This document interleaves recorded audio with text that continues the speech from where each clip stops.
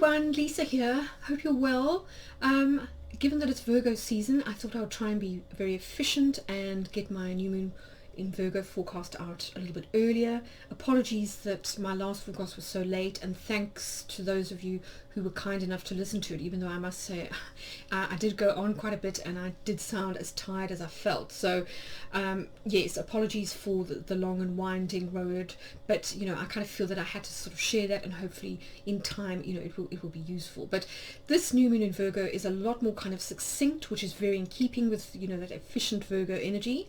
I also just thought I'd mention that I'm going to do a Bitcoin forecast, because I do think that this particular new moon is going to be potentially pivotal for Bitcoin. So I'm going to do a separate forecast for that. So look out for that, or check out my Astro Insights blog, because I usually embed the video kind of on there too. But anyway, let's not waste any time. Let's dive into the forecast and find out what to expect. So as we move into September, we're moving out of the fixed energy of Leo and Aquarius and more into the mutable energy of the Virgo and Pisces. So Virgo is of course mutable earth, so this is very feminine but earthy energy. So we're being asked to be more adaptive and yielding rather than kind of fixed and stubborn, if you like. So this is more about being responsive to circumstances rather than either standing our ground or initiating. So it's about accepting and yielding to shifting circumstances. And also I think it's about nuance and being sensitive to small fluctuations, and that if we can stay in that position of being attentive and thoughtful and having a light touch, a kind of a delicacy of approach, I think we can really benefit from the 2-week energy that we're kind of getting started during this waxing moon cycle. So of course Virgo is very much associated with all things health, digestion, health, schedules, routines, and that kind of thing. But I think what we're being asked to focus on this time is more about kind of refinement of craft, about etiquette. So this is very much to me about having good manners.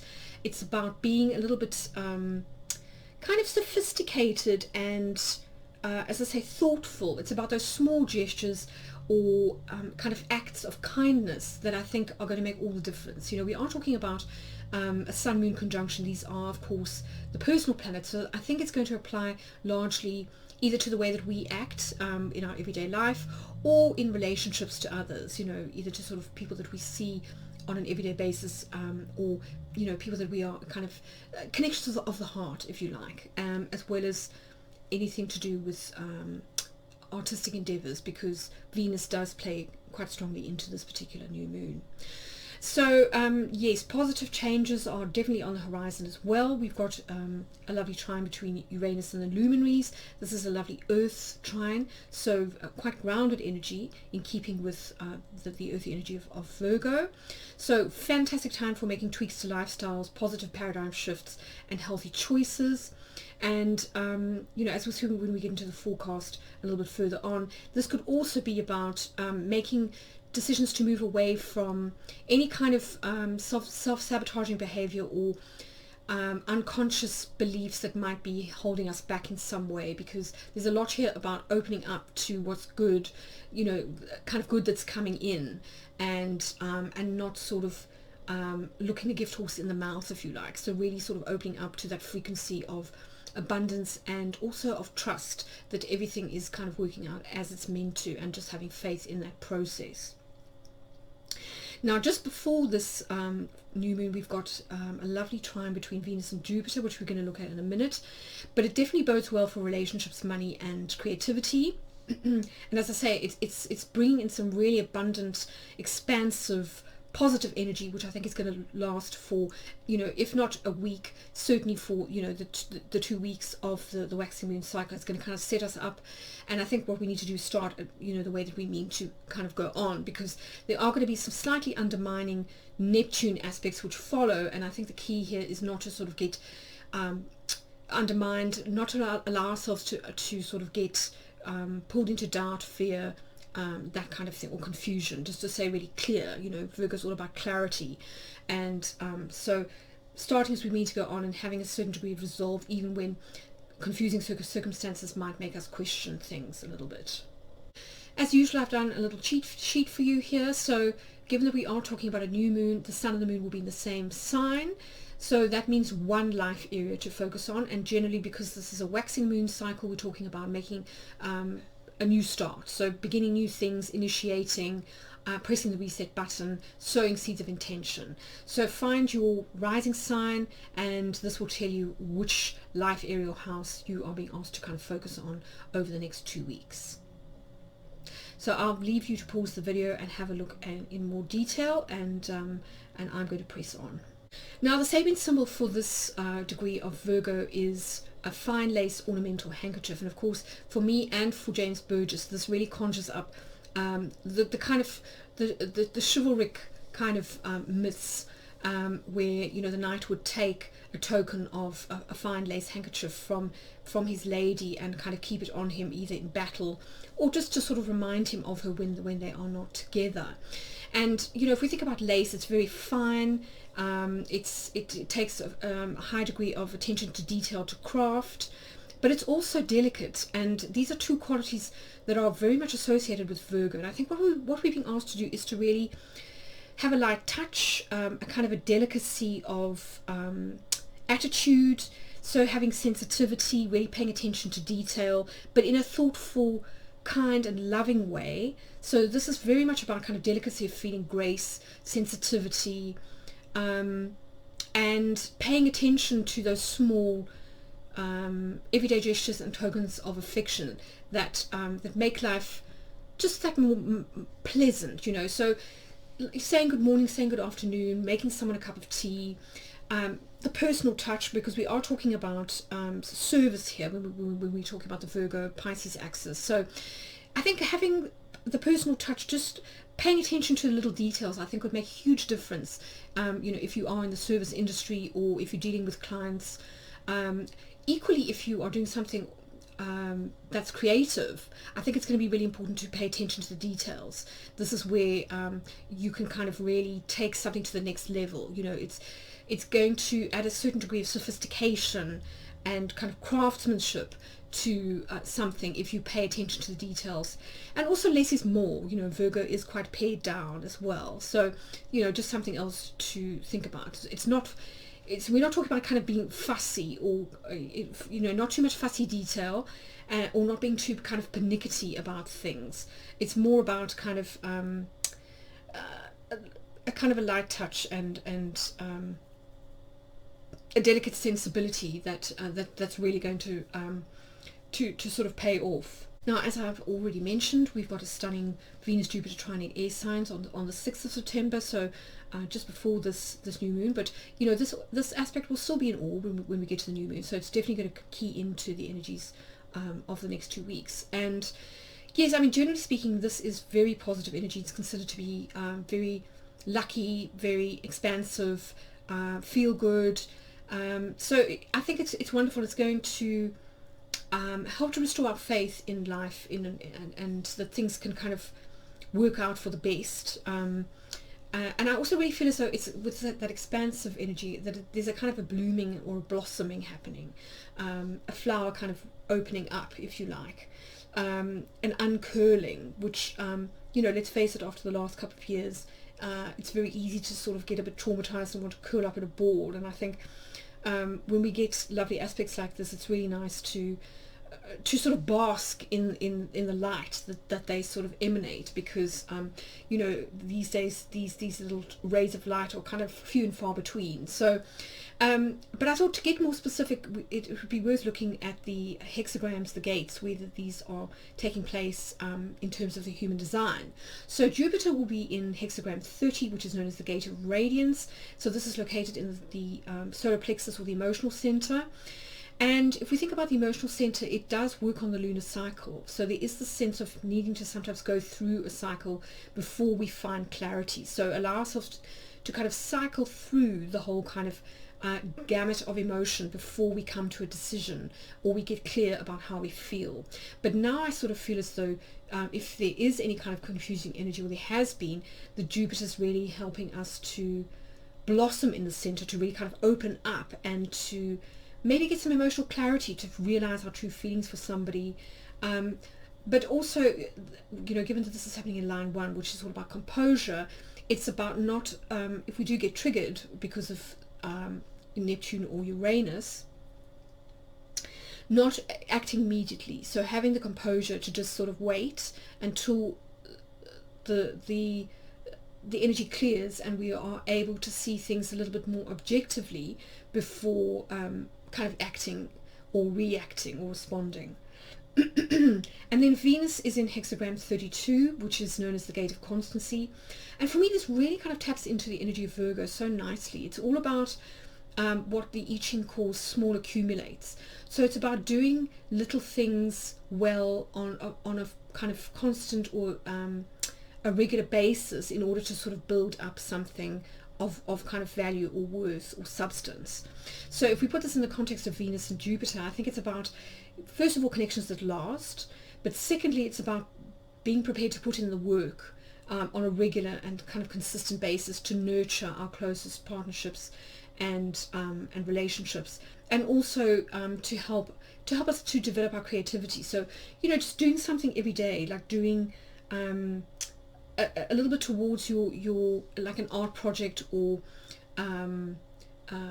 something on a regular basis. So small things every day that I think is eventually going to kind of build up, or just those little gestures as well, you know, just, as I say, saying please, saying thank you, having a little bit of respect for, you know, for others. And it's those little things sometimes that can really make a big difference in someone's day.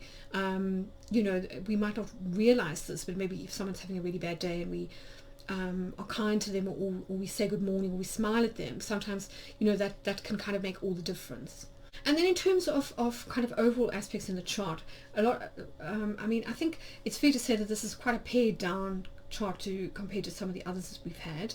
Essentially, we've only got 2 sets of kind of aspects. We've got the luminaries here in Virgo, and they are making this trine to a retrograde Uranus in Taurus. And as I say, I think this is going to be wonderful for making positive changes in our lives, particularly to health routines, diet, that kind of thing. But also, I also kind of feel as though this could be about unexpectedly pleasant, like changes of heart, or things, you know, things sort of working out unexpectedly well. Even though there might be a degree of uncertainty around them, or we might have to take a sort of a bit of a gamble, or head off in a new direction, or try something new, try a new kind of approach. Yes, I mean, I think when we get to the fixed stars, we'll see that fear of the unknown, or kind of uncertainty, may be a little bit of a sort of a shadow aspect that we're having to kind of throw off. And that's just something to bear in mind when we get to the fixed star aspects. But generally speaking, this is a positive aspect, as I said, and it's about making positive changes. So these could be internal shifts, and I suspect that they are more than external events, although of course you can't rule out surprise kind of plot twists, or sort of a little bit of shock and awe. You know, when it comes to Uranus, it might throw a few curveballs, but these are generally positive ones when we're talking about a trine. So, and you know, this is an earth trine, so it's quite grounded energy, so we can make some really positive, tangible and fundamental changes now that are going to benefit us in the long term. And you know, if we think about the 2 signs of Virgo and Taurus, we could be talking about money, we could be talking about jobs, we could be talking about lifestyle or kind of health, but important tweaks, small changes made consistently, because Taurus is very consistent, Virgo is small, so small changes made consistently on a regular basis is going to make a big difference. You know, they say if you want to change a habit, you have to do something consistently for at least a month, so one lunar cycle. And yes, I think that would be good advice now. It would really sort of pay off. So say, for example, you want to cut out smoking, because if we think about the sickle of Uranus, Uranus is associated sometimes with cutting things out, that instead of just giving up, a better way to do it is to smoke 1 less cigarette a day until eventually you've cut down, and that way you've given your body a chance to sort of detox from the nicotine slowly, without kind of feeling too many withdrawal symptoms. So it's that kind of gradual approach that I think is what is sort of going to really pay off now. And then, of course, we do have the luminaries approaching an opposition to Neptune. Mars is kind of coming off that now. You can see Mars is at 24 degrees of Virgo, so not in a conjunction any longer with the luminaries. It's about 10 degrees off, so it's kind of moving away, and it's just come off an opposition to Neptune, and that can sometimes, as I say, it's going to start the month. When I did talk about this when I did my cosmic calendar, which you can listen to later in the forecast, that sometimes it can undermine our confidence, or somehow erode our kind of sense of resolve to sort of get something done. We could find people trying to undermine us secretly, or be a little bit subversive. But I think the key thing here is not to allow doubts to sort of like creep in and to ruin what is really likely to be a very, very positive time with this beautiful trine here between Jupiter and Venus. And you can see Venus too is making its square to Pluto. Pluto's retrograde, so as I say, I do think this is about internal structural shifts, so psychological shifts, that I think we're being asked to make. I think between Uranus and Pluto, I think it's really about internal paradigm shifts, really kind of doing some unconscious reprogramming, really letting go of self-sabotage, or just not giving in to sort of unconscious fear, to really sort of seeing it for what it is, and kind of detaching from it a little bit, so that we have the courage to make big and positive changes now, because I think that's what's going to be required, is being a little bit brave and taking a bit of a step into the unknown. So those are kind of the main things to be aware of. As I say, not too much else going on, which is, I think, nice. It helps to really concentrate the energy. So let's press on with the forecast. So we come now to the fixed star aspects, and even though the luminaries won't be making any fixed star aspects themselves, they are, of course, making that trine to Uranus, and Uranus is retrograding back into the mouth of Cetus the whale, so it's moving back towards the fixed star Menkar. So here we can see Cetus the whale, and I guess for me this continues the themes that we were discussing in the last forecast, which were around about the sort of dual nature of the kind of the mother. So on the one hand, the devouring mother, who is a little bit scary and overwhelming, and can potentially sort of like want to sort of take over or kind of control, or not sort of untie the apron strings. But then on the other hand, we've got the benevolent figure of the sort of benign mother, the Mother Earth, which is very much epitomized by the sign of Virgo. And of course, we are in Virgo season, and this is a Virgo new moon. So I think there's a shift of emphasis here away from the scary aspect of the feminine and more into a kind of a revisioning, if you like, of that paradigm, so that we see things in a much more positive light. But I still think, though, that there's always the potential with Uranus, because it is such high energy, and it can lead to a little bit of anxiety, that we might on some level be triggered either by things that are happening with the collective, or perhaps due to some unforeseen or unexpected circumstances in our own lives that trigger our deep fears around being devoured or subsumed. So for example, we might have fears around losing our freedom or autonomy if we get involved in a romantic relationship, which, as I say, is a strong possibility with that beautiful trine between Venus and Jupiter.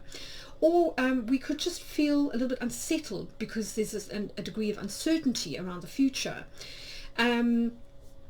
But I think more than likely, given this link to the sort of the figure of the mother, the archetype of the mother, and if you think about the moon, this is very much the maternal planet, that we're more than likely looking at unconscious beliefs or negative patterns linked to childhood, like in the attachment style theory, where we sort of develop these slightly unhealthy coping mechanisms due to things that have happened to us in our childhood, which then sort of set the tone for how we interact with others romantically, how we get attached to other people, and how this can end up not working in our favor. So I think a good time to sort of look at that if if you are kind of getting into a new relationship, or you do feel a little bit triggered on some level by an interaction with somebody else.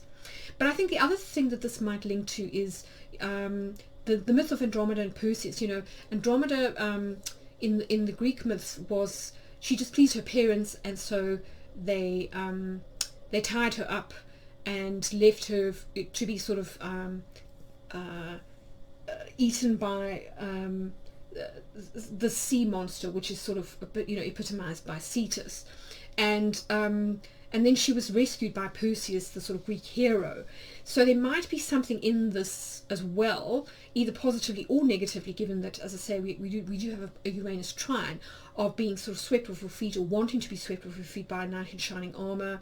And this could play into the Sabian symbol as well, with that handkerchief, which I think, as I say, it does bring up kind of Grail myths and the whole kind of chivalric kind of paradigm, if you like, around the knight and his lady. So there may be something in there around that as well. But as I say, I do think that this ties in strongly to themes that have been constellating since the Leo new moon, when we first when Uranus first moved into the vicinity of Cetus the whale, and so you might want to look back at that forecast, or the Aquarius full moon one, to see if there's sort of any links to those two time periods. If you do get sort of triggered a little bit as a result of this fixed star aspect. Hi everyone, and welcome to your 2-week forecast. This is going to take us through the waxing moon cycle of the new moon in Virgo, which happens around here on the 7th of September, right through to the 20th, which is just before that full moon that we have in Pisces on the 21st. So let's get into things.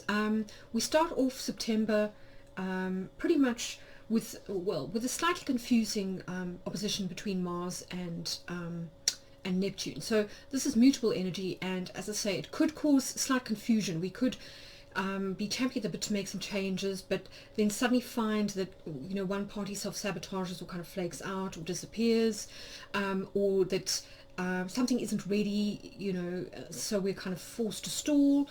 But we shouldn't be too deterred, because as we move into the second week of September, a lot of this energy will clear, and particularly when we get to the 6th, when we have that beautiful Mars trine to Pluto. But yes, as I say, starting with the one off the month with a little bit of confusion and maybe some doubt as well. We might kind of doubt our resolve, maybe somewhat shaken. But fear not, have faith, things are definitely going to improve. So we get to Saturday, and along with the moon in Leo, we've got a couple of quincunxes between the Sun and Venus, and this is usually, as I say, about making adjustments. So it can be adjustment to our expectations. It may also be that we need to put our pride or our ego to one side if we want to find a solution to something. Usually it's niggly, or just some kind of compromise or adjustment that is required in order for things to kind of flow again. But yeah, it's worth bearing in mind, especially if we're kind of going to avoid hurt feelings. It might be just worth having a slightly more considerate approach to others when it comes to maybe where they feel a little bit vulnerable, just sort of treading carefully. But it can also be associated with spiritual awakening, and with or being revisited by memories that haunt. So it can sometimes be a good time to do some healing work. And then Venus and Neptune here making a little adjustment to expectations. Usually it's because our expectations are a little bit too high, or we're being a little bit unrealistic, or where we just may feel a little bit more vulnerable than usual, because Neptune does tend to sort of dissolve boundaries. So just kind of something to bear in mind, but nothing, no train smash. And then on Sunday the 5th, we move into some really, really positive energy. We've got a lovely trine here between Mercury and Saturn. So this is an earth trine, really kind of grounded energy, great for making any kind of important agreements or decisions, planning for the future, strategizing. Also great for rational and logical thinking, concentration and focus. So if you are wanting to sort of do something that's a little bit more serious, or to have prepare for for the week, maybe jot down some notes for like a conference call or something like that. It's a great day for sort of making some preparatory kind of notes and things that will be quite good. It's also good for organizing anything, and otherwise, just agreeable solitude, you know, it's also a nice one if you want to spend some quality time on your own, a little bit of me time. And then on Monday, we move into some really, really stunning energy. So I have mentioned this before in several other forecasts, but basically we've got this stunning trine between Venus and Jupiter that happens at around about 2 p.m. on BST. So this is beautiful energy. It's all about, you know, lucky in love, following your bliss, kind of realizing your heart's desire. So, you know, this could be a personal vocation or some kind of artistic pursuit, but it's very much about that beautiful blooming energy that I talked about in my new moon forecast, where we really kind of open up, we blossom, we expand into life, and we feel benevolent, we feel abundant, we trust in the process, we believe that things are going to kind of work out for the best, and, you know, as a result, we remain in that frequency and things do. So this is beautiful, stunning energy, and it's going to play into the new moon, so worth being aware of. The only sort of caveat I'll kind of say is that Venus will also be squaring Pluto. Now, Pluto is of course retrograde in Capricorn, and so I kind of feel like, you know, if some good things, some great opportunities come your way that allow you to kind of expand, maybe to either earn more money, to expand your horizons physically, or you move in a completely different but positive direction, either in love or, you know, something like that, creatively, it might call for us to either let go of something, and this could well be some kind of internal belief or structure, psychological, you know, kind of a psychological structure, because Pluto's retrograde, so it's more internal energy. So we might be kind of asked to just let go of something, maybe an attachment style, maybe a belief that makes us self-sabotage, something, some kind of adjustment in order to accept in this new expansive energy. Now, the Venus-Pluto combination can also sometimes be about intensity or honesty. So there might be a need to maybe be a little bit more honest, either with yourself or with others. So not wearing a mask, so kind of dropping any kind of pretense and just being quite real. But it could also be that we are kind of called to be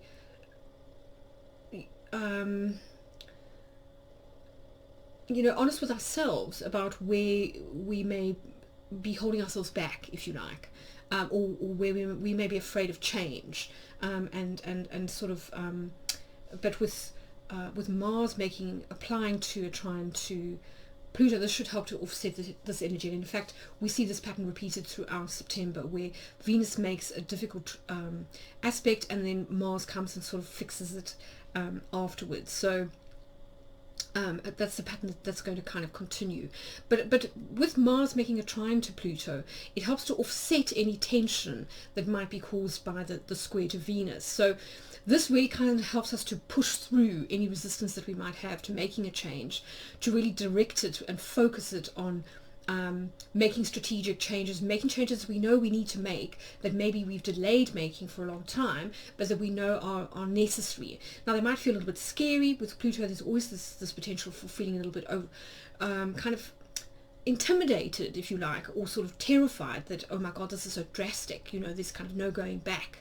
But you know, with the trines here, the change is for the better, and I think we just need to have faith with that Jupiter trine that things are going to work out for the better. So it's worth kind of taking that leap of faith. It's worth you know, giving up what's no longer serving us in order to sort of move on to sort of bigger and better, if you like. Now, this energy does play into the new moon, as we know from the forecast, so I won't get into that too much. All I will say is that you know, Uranus in Taurus is making a sextile to the Earth, which is very grounding energy, and I think it's going to be great for any sort of developments when it comes to green technology or environmental initiatives that we need to kind of make. So really kind of pushing through you know, bureaucracy, red tape, any kind of resistance to behavior change, that I think is going to bring about some positive changes for the planet. And then on the 8th, Mercury makes an opposition to Chiron. So this could be where you know, we have these 2 days or 3 days of really wonderful energy, and then maybe we kind of come down a little bit from the high and we think, oh no, this is too good to be true. We kind of get into a little bit of you know, maybe memories surfacing about things that are a little bit unresolved. So this is a great time to kind of forgive and forget, or to let go of memories or things like movies that we play in our mind that are not actually true, but may keep us stuck in sort of negative energy, afraid to sort of like move on. And then on Friday, as I said, Venus is moving very quickly because here she ingresses into Scorpio. So of course, very very intense, sexy, passionate energy when Venus is in Scorpio.